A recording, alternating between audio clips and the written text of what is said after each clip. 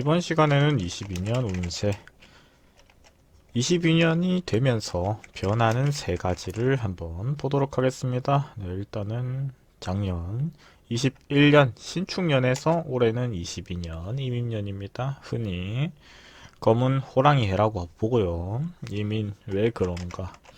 당연하게도 임수와 인목이 작용하는 시기이기 때문에. 그런데 이 이는 호랑이죠.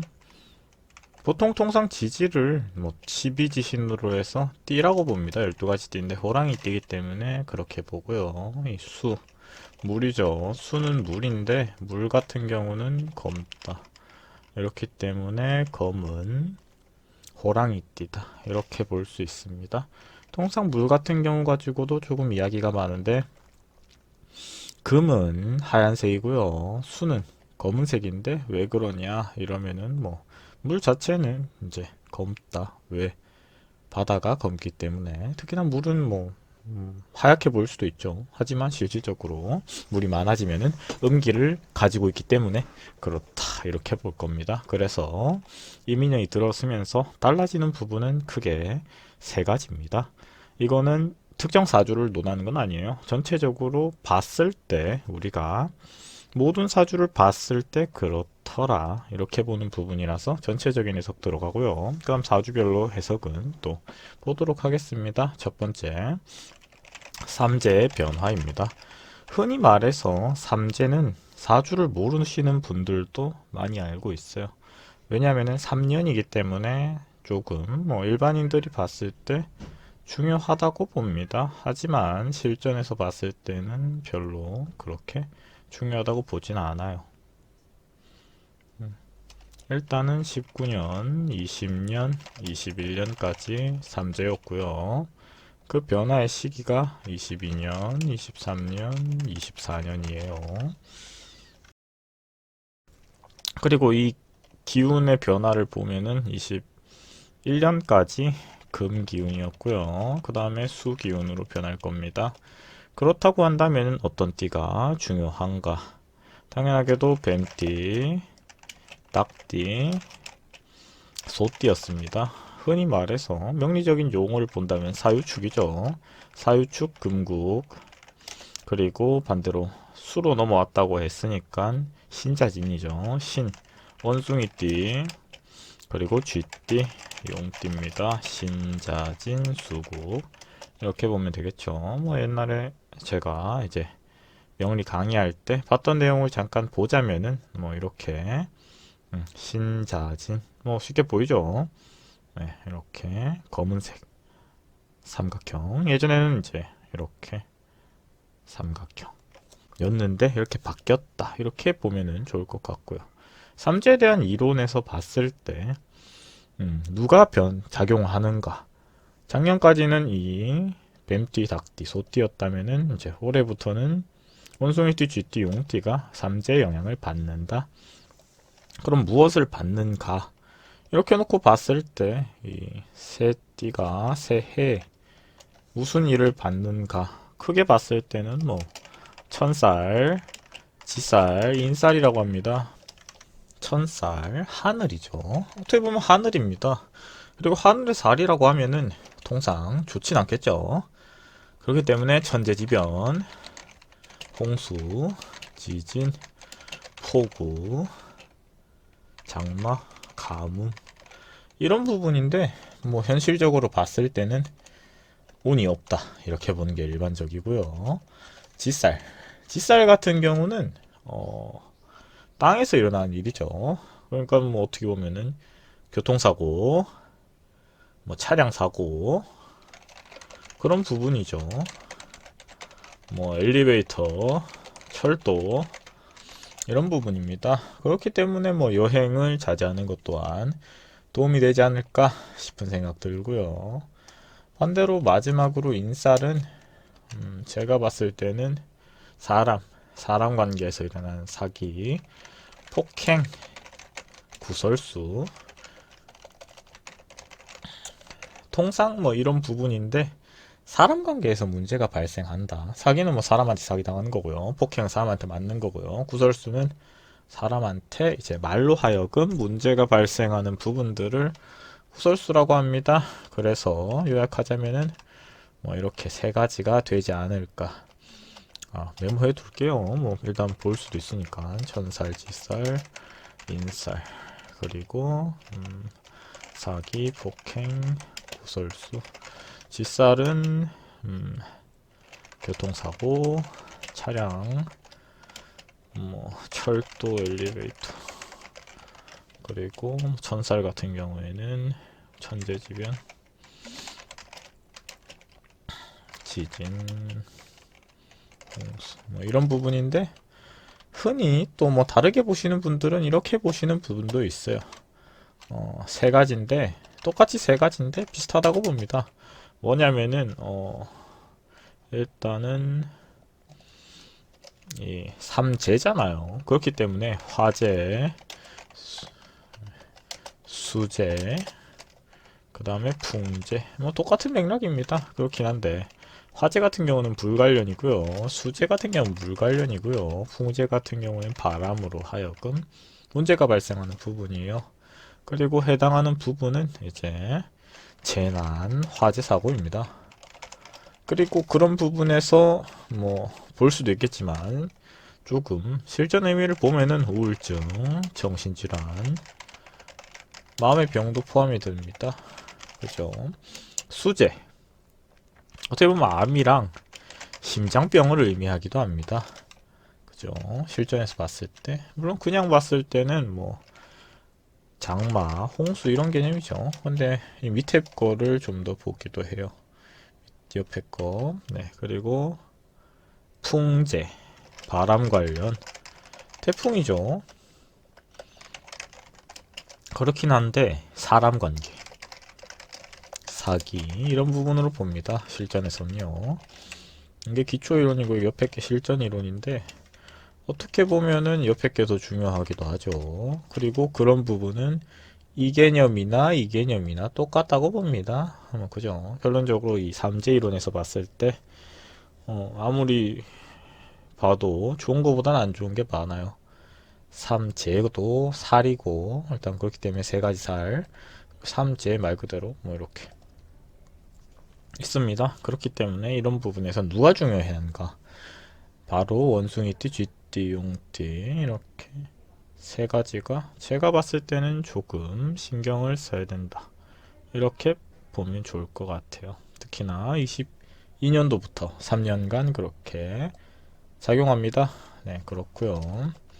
그리고 다음 뭐 2차적으로 봤을 때 띠를 보고 논하지만 사주의 오행의 변화를 보고 판단하기 때문에 너무 그렇게 극단적으로 걱정하실 필요는 없다고 봅니다. 그리고요, 두 번째, 이사 방향 및 이동수의 변화. 첫 번째는 삼재였습니다. 사람이 안 좋은 부분들이 변한다. 뭐 12년 중에 3년이 안 좋다, 9년은 좋다. 이렇게 보는 부분이고요. 반대로 이 이동 방향은 이건 모두한테 받는다고 봐요. 이동수는 뭐 특정 인물한테 받겠죠. 이동수가 오래 있으면은 이동하는데 좋다. 아니면은 이동수가 없으면은 주의를 해라, 조심을 해라. 이렇게 보는 게 이동수고요. 반대로 이사 방향은 뭐 올해 기준으로 제가 봤을 때 대장군 방위도 북쪽이고요. 삼살 방위도 북쪽이에요. 네, 이 부분은 뭐 사주랑은 관계없습니다. 이동수 같은 경우는 뭐 삼재랑 비슷해요. 네, 그냥 그 연도마다 다 돈다 이렇게 보고요. 북쪽을 제외하고 다 이동하실 수가 있어요. 이 부분은 사주랑 관계없이 모두 그렇으니까 그런 부분 참고하시고요. 2년 동안 봤는데 언제부터 봤냐 봤을 때 2월부터 2월이라고 보면 돼요. 그 이유는 사주 명리학 계통은 절기를 기준으로 보기 때문에 음력도 아니고요, 양력도 아닙니다. 절대 아니에요. 그렇기 때문에 절기이기 때문에 입춘을 기준으로 봅니다. 입춘 기준입니다. 그렇기 때문에 2월부터 6월이에요. 그렇기 때문에 1월생들은 빠른 년생들이 있죠. 그 사람들이 빠른 게 이 월 볼 때 다르면은 년지가 달라집니다. 그렇기 때문에 띠가 달라요. 왜 빠른 년생이다 이렇게 보는 거죠. 그렇게 돼서 내용은 뭐 두 가지인데 하나는 대장군 방이고요. 하나는 뭐 삼살방인데 삼살도 뭐 아까랑 똑같다고 보면 될 것 같아요. 두 가지인데 일단 대장군 방위는 건축, 수리, 개업 이런 것들이 안 좋다고 봅니다. 이것도 22년부터 24년까지 3년간 유지됩니다. 근데 그 방위가 언제냐? 북쪽이다. 이렇게 보는 거고요. 삼살 같은 경우에는 1년 단위예요. 삼살은 이제 어떻게 보면 대장군이랑 다르게 삼재랑 비슷한 느낌이죠. 삼살이라고 하니. 그러니까 아까 전에 말씀드렸던 살 관련들을 먼저 설명해 드리고 이 방위를 설명드리는 부분 역시 일맥상통합니다. 특히나 뭐 강약으로 따졌을 때는 대장군이 더 세요. 일반적으로 대장군 방위가 좀 더 무섭다고 보는데 이 실질적인 부분에서 삼살도 중요하다고 보고요. 이거는 1년 기준이에요. 1년 운마다 돌고요. 뭐 22년은 북쪽, 23년은 서쪽, 24년은 남쪽 이런 식으로 1년, 1년, 1년 바뀝니다. 그렇지만 삼살이든 대장군이든 크게 뭐 중요하지만 가장 이제 어려운 부분은 두 가지가 같이 북쪽으로 봤을 때 이거는 절대로 무시를 못하겠죠. 더블로 들어가니까. 네. 우리 사주도 마찬가지잖아요. 예를 들어서 뭐 살 하나가 뭐 올해 흉살이 들어왔습니다. 아무 관계 없어요. 하지만 이게 두 개, 세 개, 네 개 학파가 많잖아요, 사주가. 근데 그것들이 다 작용을 한 다음에는 무조건 무슨 일이 일어난다. 피하려 그래도 피할 수 없더라. 이런 해석이 있죠. 네, 그렇기 때문에 공부하는 양이 많은 게 명리학의 재미죠. 재민가요? 네, 아무튼 난이도가 상당히 높은 이유가 그런 쪽이에요. 학파를 많이 알아야 되고 해석을 많이 해야 되고 그렇습니다. 그리고 어찌됐든 이 대장군 방위가 전 제가 봤을 때는 더 위험하다고 봐요. 이게 뭐냐면은 이제 뭐 종교랑 관련이 없는데 이거는 대장군 방위의 특징은 신이 따라오지 못합니다.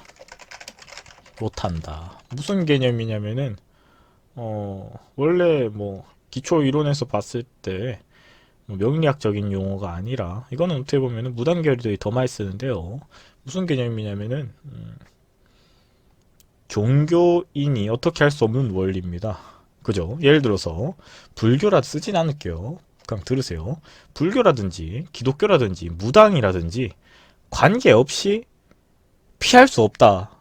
이렇게 보면 될 것 같아요. 이 개념입니다. 그러니까 뭐 교회에서는 뭐 이런 거 안 쓴다. 우리 집안은 기도를 많이 해서 뭐 무당이라서 뭐 이런 거랑 관계가 없어요. 그냥 안 좋다고 보면 됩니다. 대장군 방위는 그런 부분이 있어요. 어떻게 보면은 무효화 시켜버리는 개념이라서 절대 치료 안 좋다고 보시면 좋을 것 같아요. 그렇기 때문에 대장군 방위는 기독교 다니는 사람들도 믿더라. 이건 엄청 중요하더라. 이런 해석이 들어갑니다. 그렇기 때문에 그렇게 알고 뭐 이동 방위는 그렇게 보시고 만약에 내가 사주에 이동수가 없는데도 불구하고 이동을 하신다면은 특히나 북쪽으로 가신다면 필수적으로 이 개념은 이제 정립을 하셔야 돼요. 뭐 손 없는 날, 뭐 음력 9일 10일이죠. 9일 10일인데 19일 20일이고요. 29일 30일입니다. 손 없는 날은 필히 안고 가야 된다. 이사 비용이 비싸다고 하더라도 그런 부분 참고하시면 좋을 것 같아요. 그래서 이 부분도 22년부터 이렇게 이동수가 변동이 되니 참고하시면 좋을 것 같습니다. 그리고 세 번째 용신입니다. 어떻게 보면은 우리 명리학적인 개념에서 중요한 용신. 용신이 변하더라. 왜? 뭐 당연하게도 임인년이 들어오는 건 똑같아요. 임수와 인목이 작용하실 텐데요. 네, 저한테 상담 받았던 분들은 다 이런 소리를 한 번씩 들어봤을 겁니다. 사주가 당신한테 목화토 금수가 몇 가지가 있고요. 운이 어떻게 작용하는가. 다시 말해서 그렇죠. 사주는 시간의 학문입니다. 다시 말해서 부자 명이든 거지 명이든 중요하지도 않아요. 별로. 예를 들어서 부자명은 돈이 많은 사람이고요. 거지명은 사주에 돈이 없겠죠. 근데 이 운, 다시 말해서 행운이죠. 이민년이 어떻게 되는가, 오행의 변화가. 그래서 합쳐서 운명이라고 봅니다. 그리고 이 운명이라는 부분에서 중요한 키워드는 이민년이 어떻게 돌아갈 건가, 임수와 임목이 길작용을 할 건가 흉작용을 할 건가, 이런 부분에 대해서 보는 부분은 이제 용신의 변화를 보는 거죠. 그러니까 예를 들어서 가장 기초적인 이론에 접근해 보자면은 이 임수와 임목이 용신이라면 올해에 좋은 운이 될 거고요. 반대로 용신과 관련 없는 운이라면은 안 좋다, 이렇게 보는 게 사실이죠. 그죠? 그렇게 이해하시면 좋을 텐데, 구체적으로는 감명을 해야 될 부분이지만 간단하게 봤을 때 개수로 판단하면 될 것 같아요. 예를 들어서 금이 없는 사주나 토가 없는 사주였으면 신축년이 좋다고 보겠고요. 그러니까 신축년이 신금과 축토가 작용하는 시기입니다. 그런데 사주에 금과 토가 필요하고요. 필요하다고 봅니다. 그리고 반대로 이민년 임수와 임목이 작용할 텐데, 어떻게 보면은 수랑 목이죠. 목이 없으면은 필요하다고 봅니다. 이렇게는 해석할 수 있죠, 간단하게. 그리고 이 키워드들이 어떻게 보면은 필요한 부분들이다.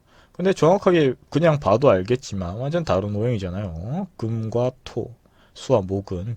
그렇기 때문에 변화의 폭이 좀 있다고 봐요. 예를 들어서 경자년 같은 경우에는 같은 금이 들어왔었기 때문에 조금은 달랐을 수도 있고요. 같을 수도 있어요.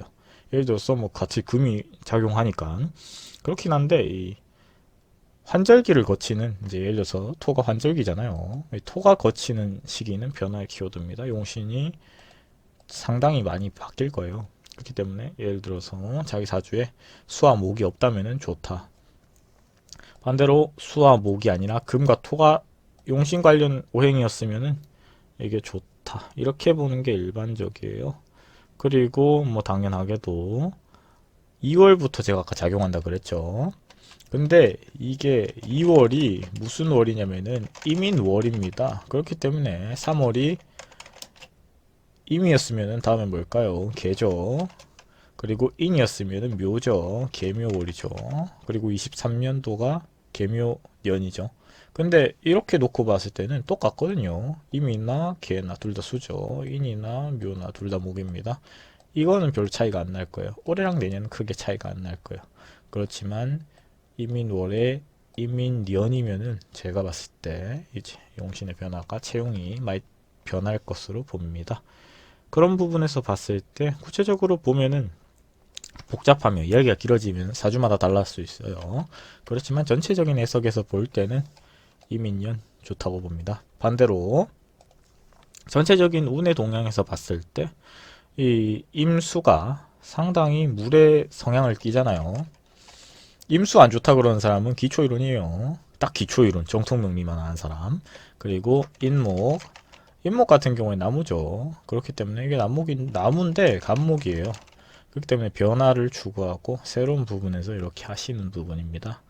그렇기 때문에 이 임수와 인목이 작용하는 시기, 저는 상당히 좋고요. 뭔가 변화를 추구하고 계획이 있고 이런 시기라고 봅니다. 그리고 이 시기를 안 좋다고 해석하시는 분들이 있는데 그거는 뭐 개인 생각이다. 그죠? 그리고 명리학적으로 접근할 때는 근거에 기반을 해서 말해야 돼요. 그리고 실전 명리에서 정통 명리의 기초적인 개념을 벗어나서 보면은 이 수목이 어떻게 보면은 또 생목이잖아요. 그렇기 때문에 어떻게 봤을 때는 활동적이고 역동적인 시기, 변화를 추구하시는 사람이 성공하는 시기다, 이렇게 봅니다. 반대로 제가 작년에 해석했던 부분에서 봤을 때는 신축년 같은 경우에는 별로 그렇게 좋지는 않았어요. 강하게 들어온 연도였죠.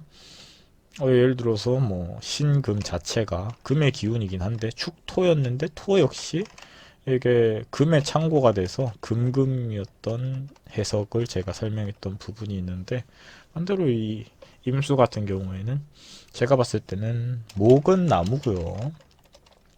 양이 70%, 음이 30%, 그죠? 그리고 반대로 이 수 같은 경우에는 음이 100%죠. 음의 상징이죠, 거의. 그렇기 때문에 음양이 자유로우니까 양이랑 음이랑 조화를 이룬다고 보죠. 그래도 음이 더 세긴 해요. 그런 상황이기 때문에 저는 상당히 괜찮게 이어진다고 봅니다. 그리고 물론 구체적으로 보면은 복잡해지니 또 사주적인 부분이 필요하신 해석은 또 문의를 주시고요. 따로 이제 일간별이나 뭐 일주별 이런 해석은 따로 또 영상을 업로드 하도록 하겠습니다. 그래서 올해 이민년인데 이민년에는 많은 변화가 있을 예정이니 많이 준비하시면 성공하지 않을까. 재물적인 부분은 제가 봤을 때 많이 들어오는 운이에요. 이민 자체가. 그리고 돈적인 부분과 어떻게 보면 연애적인 키워드가 좋은 시기가 아닐까 이런 생각이 됩니다. 그러면 또 뵙도록 하겠습니다. 구독과 좋아요는 저에게 큰 힘이 됩니다.